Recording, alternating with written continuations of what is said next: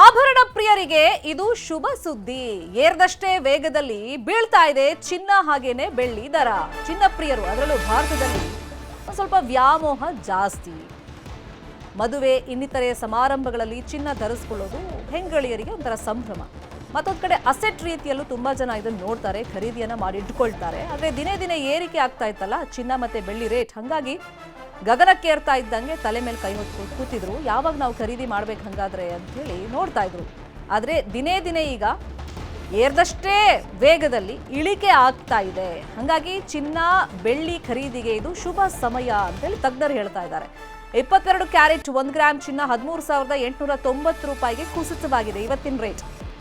ಅಲ್ಲಿಗೆ 22 carrot 10 gram ಚಿನ್ನದ ಬೆಲೆ 1,38,900 ರೂಪಾಯಿ ಇದೆ ಇವತ್ತು. ಇನ್ನು 24 ಕ್ಯಾರೆಟ್ 10 ಗ್ರಾಮ್ ಚಿನ್ನದ ಬೆಲೆ 1,51,530 ರೂಪಾಯಿ ಇದೆ.